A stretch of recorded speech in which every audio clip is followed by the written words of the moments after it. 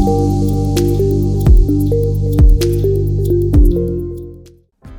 දවසක් සියලු දෙනාට The Growing Guide YouTube channel එකත් එක්ක ඔයගොල්ලෝ එකතු වෙලා ඉන්නේ. ඉතින් අදත් මම ඔයගොල්ලොත් එක්ක කතා කරන්න බලාපොරොත්තු වෙන්නේ ඔයගොල්ලන්ගේ ගෙවත්තේ කොහොමද bell peppers පහසුවෙන්ම වගා කරන්න කියන එක සම්බන්ධයෙන් තමයි කියලා දෙන්න හදන්නේ. ඉතින් මම වීඩියෝ එක අවසාන හරියේ කොහොමද bell peppers අපි බීජ ලබා ගන්න, එතනින් පස්සේ කොහොමද ඒවා තවන් දාන්නේ, පැල කොහොමද ගන්න කියන එක සම්බන්ධයෙන් මම වීඩියෝ එක අවසානයේ කතා කරගෙන යනවා. ඊට කලින් පොඩ්ඩක් අපි හුඟ දෙනෙක්ට ප්‍රශ්නයක් තියෙනවානේ මේ bell peppers කියන්නේ මොකක්ද කියන එක. සමහරු කියනවා මේක පළතුරක් කියලා, සමහර කට්ටිය කියනවා මේක එළවලුවක් කියලා. ඉතින් ඒ ගැන අපි පොඩ්ඩක් bell peppers කියන්නේ මොකක්ද කියන එක ගැන පොඩ්ඩක් අපි අපේ දැනුම වර්ධනය කරගෙන ඉමු. bell peppers කියන්නේ නැත්තම් මේකට sweet peppers කියලාත් කියනවා සාමාන්‍යයෙන්. මේකේ හැඩේ bell එකක් වගේ. ඔයගොල්ලෝ දැකලා ඇති bell peppers. එතකොට ඒකයි මේකට bell peppers කියන නම යොදලා තියෙන්නේ. ඉතින් මේක ඇත්තටම උද්භිතව ගත්තම අපිට මේක පළතුරක් විදියට සලකන්න පුළුවන්.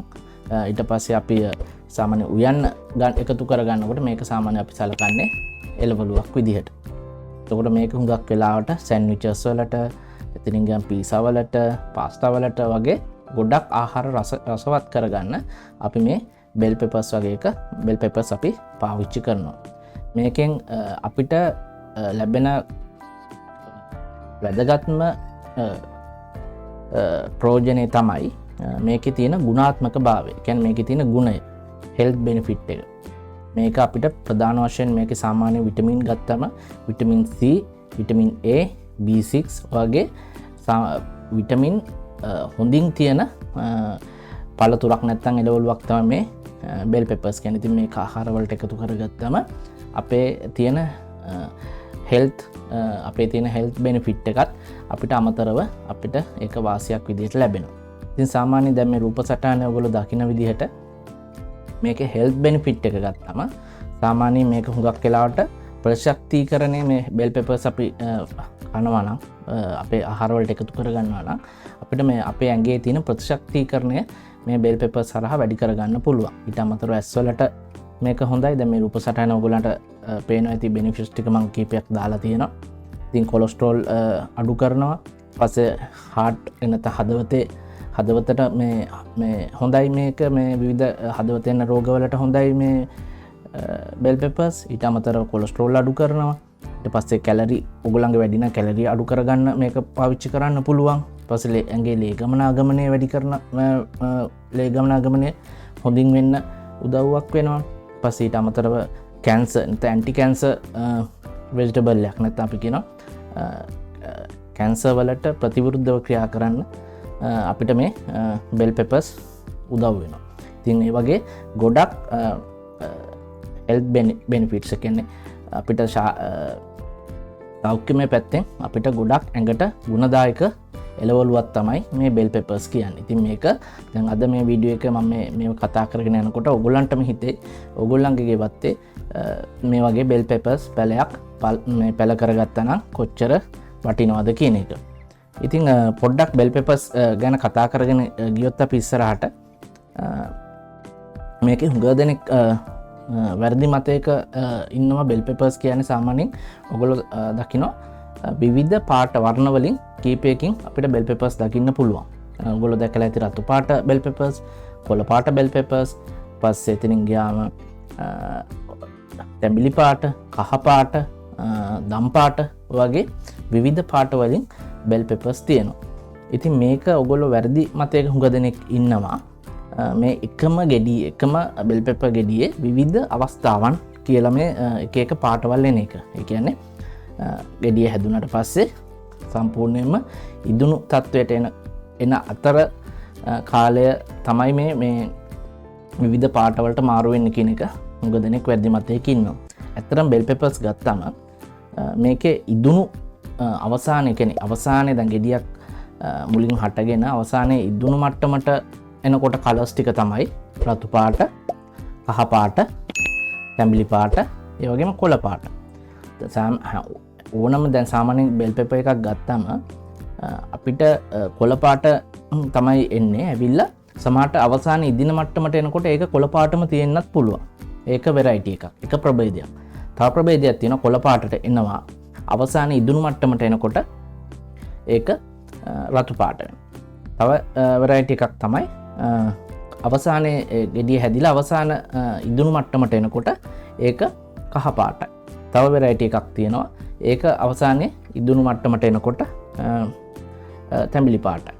තව වෙරයිටි එකක් තියෙනවා ඒක එනකොට අවසාන ඉදුණු මට්ටමට එනකොට දම් පාටයි. සාමාන්‍යයෙන් ප්‍රධාන වශයෙන් රතු, කහ, තැඹිලි, කොළ ඔය වර්ණ හතර තමයි සාමාන්‍යයෙන් බෙල් පෙපර්ස් වෙරයිටිස් ගත්තම අපිට දකින්න තියෙන්නේ. ඉතින් මේ හුඟ දෙනෙක් වැරදි මතයක ඉන්නවා මේක කොළ පාටට හැදිලා විවිධ අවස්ථාවල එක අවස්ථාවක කහ පාට වෙනවා, ඊළඟට තැඹිලි පාට වෙනවා, ඊළඟට රතු පාට වෙනවා කියන එක වැරදි මතයක ඉන්නවා. එතකොට මේක එකම ගෙඩිය නෙවෙයි, මේක එක එක වෙරයිටිස් වල කලර්ස් තමයි මේගොල්ලෝ බෙල් පෙපර්ස් විදියට දකින්නේ. එතකොට මේ එක එක කලර්ස් වල එක එක රසය වෙනස්, ඊට පස්සේ sugar level එක වෙනස්, පස්සේ භාවිතා කරන කෑම වලට භාවිතා කරන ප්‍රධාන වශයෙන්. එතකොට මේ කෑම වලට භාවිතා කරන විදිය වෙනස්. දැන් අපි බලමු කොහොමද මේ එක එක පාට බෙල් පෙපර්ස් මේ අපි බෙල් පෙපර්ස් වල විටමින් මට්ටම දැන් මේ රූප සටහනේ ඔයගොල්ලෝ දකිනවා. එක එක වෙරයිටිස් වල තියෙන A විටමින් සහ C විටමින්, ප්‍රධාන වශයෙන් C විටමින් තියෙන්නේ. C විටමින් සහ A විටමින් තියෙන ප්‍රමාණයන් ඔයාලට දැන් මේ රූප සටහනේ ඔයගොල්ලන්ට දකින්න පුළුවන්. ඉතින් අපි වෙන වෙනම ගත්තම සාමාන්‍යයෙන් green bell pepper එක නැත්නම් කොළ පාට bell pepper එක ගත්තම සාමාන්‍යයෙන් මේකේ taste එක ගත්තම, රසය ගත්තම සාමාන්‍යයෙන් අපි කියන්නේ bitter, ඒ කියන්නේ ටිකක් අර පොඩි තිත්ත ගතියක්. ගොඩක් නෙවෙයි, සාමාන්‍යයෙන් ටිකක් තිත්ත ගතියක් තමයි තියෙන්නේ මේ කොළ පාට එකේ. එතකොට මේකේ sugar level එක ගත්තම සාමාන්‍යයෙන් නැත්නම් සීනි මට්ටම ගත්තම අඩු සීනි මට්ටමක් තමයි මේ bell pepper එකේ තියෙන්නේ. එතකොට මේකේ බහුලව විටමින් C තියෙනවා. ඊට පස්සේ සාමාන්‍යයෙන් ඔය අපි ෆ්‍රයි කරන කෑම වලට හුඟක් වෙලාට මේක භාවිතා කරනවා. ඊළඟට yellow නැත්නම් අපි කියනවා කහ පාට වෙරයිටි එක ගත්තාම මේකේ ටේස්ට් එක ගත්තාම අවසාන ඉදුණු ගෙඩිය කහ පාට එක. එතකොට මේකේ ටේස්ට් එක ගත්තාම පැණි රසක් තමයි අපිට සාමාන්‍යයෙන් දකින් මේ ටේස්ට් එක ගත්තාම පැණි රසක් තමයි අපිට දැනෙන්නේ. ඒ වගේම sugar level එක ගත්තම මේ medium, ඒ කියන්නේ මධ්‍යම ප්‍රමාණයේ සීනි level සාපේක්ෂව, කියන්නේ කොළ එකට සාපේක්ෂව සහ වැඩිම sugar level එකට සාපේක්ෂව මධ්‍යම ප්‍රමාණයේ තමයි මේ කහ පාට bell pepper එකක සීනි මට්ටම තියෙන. සාමාන්‍යයෙන් මේකෙත් C විටමින් ගොඩක් තියෙනවා. එතකොට හුඟක් අය පාවිච්චි කරන්නේ අපි අර ග්‍රිල් කරනකොට වගේ වට අපි මේක භාවිතා කරනවා කහ පාට green මේ කහ පාට bell pepper එක. ඊට පස්සේ අපි ගත්තොත් තැඹිලි පාට bell pepper එක ගත්තම මේකෙත් ටේස්ට් එක පැන් රසයි. yellow එක වගේමයි, කහ පාට එක වගේමයි. sugar level එක මේකේ වැඩි, සාමාන්‍යයෙන් සාපේක්ෂව කහ පාට එකට සාපේක්ෂව sugar level එක මේකේ වැඩි. මේකෙත් විටමින් C බහුලව අන්තර්ගත වෙනවා. ඊට අමතරව විටමින් A වගේවත් තියෙනවා. එතකොට මේක හුඟක් වෙලාවට සලාඩ් වලට අපි සලාඩ් වලට පාවිච්චි කරන මේ තැඹිලි පාට bell pepper එක. ඊළඟට අපි බලමු ඊළඟට red රතු පාට bell pepper එක. මේකේ ටේස්ට් එක ගත්තාම පැන් රස ගොඩක් තියෙනවා මේක. මේ ටේස්ට් එක මේකේ sugar level එකත් ගත්තාම සීනි මට්ටම ගත්තාම සාපේක්ෂව වැඩි සීනි මට්ටමක් තියෙන bell pepper එකක් තමයි රතු පාට bell pepper එක. එතකොට මේකෙත් විටමින් C තමයි බහුලවම තියෙන්නේ. ඊට අමතරව B6 කියන විටමින් ටික කොහොමත් තියෙනවා. එතකොට මේකත් හුඟක් වෙලාවට අපි සලාද වලට, ඊට පස්සේ සෝස් හදන්න විශේෂයෙන් සෝස් වලට භාවිතා කරනවා. පීසා වලට, පාස්තා වලට වගේ අපි තවත් කෑම වලට මේ රෙඩ් බෙල් පෙපර් එක, රතු පාට බෙල් පෙපර් එක භාවිතා කරනවා. ඉතින් මම හිතනවා දැන් ඔයගොල්ලන්ට හොඳ අදහසක් එන්න ඇති කියලා එක එක කලර්ස් අනුව වෙරයිටිස් වල කොහොමද බෙල් පෙපර්ස් වල ටේස්ට් එක, ඊට පස්සේ sugar level එක සහ මොන වගේ විටමින් සහ මොන වගේ කෑම වලටද පාවිච්චි කරන්න කියන එක. ඉතින් අපි දැන් බලමු මේ බෙල් පෙපර්ස් වලට සාමාන්‍යයෙන් ලෙඩ රෝග එනකොට කොයි වගේ ඒවද ලෙඩ රෝගද බලපාන්නේ කියන එක සම්බන්ධ. ඉතින් අපි දන්නවා මේකටත් කොළ කොඩවීමේ රෝගයේ බහුලම බලපාන ශාකයක් බෙල් පෙපර්ස් කියන්නේ. එතකොට මේකටත් කොළ කොඩවීමට බලපාන සත්තු ඒ කියන්නේ පැලමැක්කා ඊට පස්සේ මයිටාවා සුදු මැස්ස කූඩිත්තා ඊට පස්සේ ගොළු බෙල්ලෝ ඊපස්සේ කොළ කන දලඹු මේ වගේ කට්ටියකින් හුඟක් දුරට මේකට හානි වෙන්න මේකට කෘමි හානි කියලා ඉන්නේ හුඟක් වෙලාට ওই ටික විශේෂයෙන්. ඉතින් එතකොට මේකට අපිට පිළියම් විදිහට මම කලින් වීඩියෝ එකකත් ඔයගොල්ලොත් එක්ක කතා කරා. අපිට කොළ වීමට කරන්න පුළුවන් දේවල්. ඉතින් අපිට රසායනික පැත්තට යන්න පුළුවන්. නැත්නම් කාබනික පැත්තට යන්න පුළුවන්. ඉතින් කාබනික පැත්තට යනවා නම් අපිට මේකට ලුණු පොතු නිස්සාරකය කොහොඹ තෙල් භාවිතා කරන්න පුළුවන්, සබන් වතුර භාවිතා කරන්න පුළුවන්. නැත්නම් ඔයගොල්ලන්ට පුළුවන් ට්‍රැප්ස් වගේ ඒවා කියන්නේ උගුල් අටවන්න. ඒ කියන්නේ අර කහ පාට වගේ ඉටි කොළ අරගෙන ඒවල ග්‍රීස් ගාලා අපිට ඒ පැල ළඟ තිබ්බම ඒවට සත්තු ආකර්ෂණය වෙලා එන සත්තු පැලයට යන්නේ නැතුව අර ඇවිල්ලා ග්‍රීස් වල ඇලෙනවා. එතකොට ඒකේ හැම සත්තු බේර ගන්න පුළුවන්. ඉතින් නැත්තම් අපිට පුළුවන් මේ පත්‍රවලට බෙල් පෙපර්ස් පත්‍රවලට ටිකක් ස්ප්‍රේ එක වැඩි වේගය වැඩි කරලා ප්‍රෙෂර් එක වැඩි කරලා පොඩ්ඩක් අර කොළ කැඩලා යන මට්ටමට නෙවෙයි සාමාන්‍යයෙන් හොදාගෙන යන මට්ටමට ස්ප්‍රේ කරන්න. එතකොට ඒ පත්‍රවල ඉන්න සත්තු ඔක්කොම ජල පහරත් එක්ක ඒවලට වීසි වෙලා යනවා. ඉතින් එතකොට මං හිතන දැන් ඔයගොල්ලන්ට බෙල් පෙපර්ස් ගැන දැනුමක් එන්න ඇති කියලා. ඉතින් සාමාන්‍යයෙන් බෙල් පෙපර්ස් ගත්තම සාමාන්‍යයෙන් පැය 5-6ක ඉරෙලියකට විවෘත වෙනවා නම් හොඳයි. ඊට අමතරව මේකට අපි සාමාන්‍යයෙන් වතුර යොදන විදිහට දිනපතා වතුර යොදාගෙන යනවා නම් හොඳයි. ටිකක් උණුසුම් මක් තියෙනවා නම් මේ බෙල් පෙපර් පැල කැමැති හොඳින් වර්ධනය වීමක් දකින්න පුළුවන්. අපි දැන් බලමු බීජ ලබා ගන්න කොහොමද බෙල් පෙපර් කියලා. මේකට ඔයගොල්ලන්ට ක්‍රම දෙකක් තියෙනවා. එකක් තමයි ඔයගොල්ලන්ට වෙළඳ පොලෙන් මිලදී ගන්න පුළුවන් බීජ පැකට් එකක්.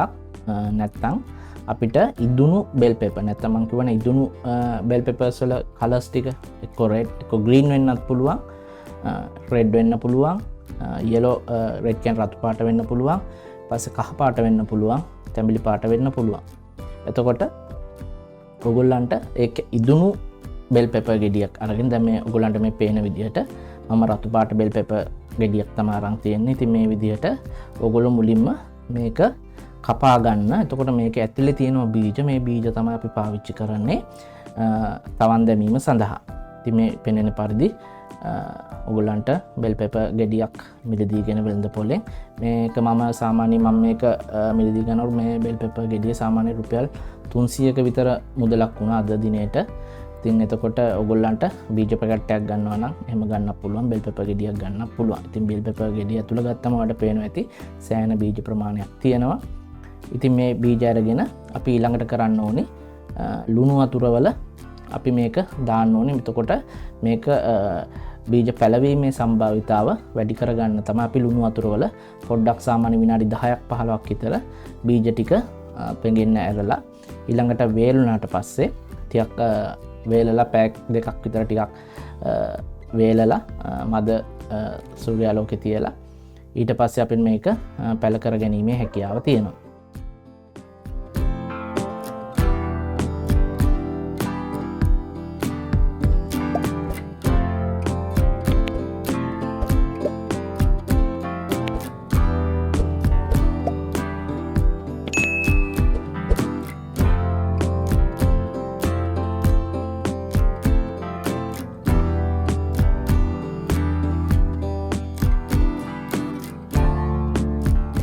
මේ තියෙන්නේ මම පැල කරගන්න පැල ට්‍රේ එක. මේ ට්‍රේ එකේ තමයි මම පැල කරගන්න තවන් දාන්න බලාපොරොත්තු වෙන්නේ. ඉතින් එතකොට මේකට මම කොම්පෝස්ට් තමයි දාගෙන තියෙන්නේ. කොම්පෝස්ට් සහ අරදහයිය. ඉතින් ඔයගොල්ලන්ට අවශ්‍ය නම් කොහොබත් උනත් පාවිච්චි කරන්න පුළුවන් කොම්පෝස්ට් සමග. ඉතින් වතුර හොඳින් බැහැලා යන්න තමයි මූලික කාරණාව. මේකේ අපි දාන වතුර හොඳින් බැහැලා යන්න ඕනේ. ඉතින් මේ වගේ අපි පැල මේ වගේ තවන් දාන ට්‍රේ එක අරගෙන හොඳට අපේ පස්මාද්‍ය හොඳට සකසගෙන ට්‍රේ එක පුරවගෙන ඊළඟට සාමාන්‍යයෙන් මේකේ හිල්ටි අපි බලවල් ටික හාරගෙන ගොඩක් යටට හාරන්නේ නැහැ. මොකද මේ බෙල් පෙපර්ස් බීජ ඉතා කුඩා බීජ. ඉතින් මේ වගේ කුඩා බීජ අපි ගොඩාක් යට කරන්නේ නැහැ සාමාන්‍යයෙන්. පොඩි ප්‍රමාණයක් වල හාරගෙන ඊළඟට එක වලකට සාමාන්‍ය බීජ දෙකක් විතර වැටෙන පරිදි ඔගොල්ලෝ බීජ ටික දමා ගන්න ඕනේ වලවල් වලට. ඊට පස්සේ වලවල් ටික වහලා හොඳින් ජලය යෙදීමක් කරන්න ඕනි.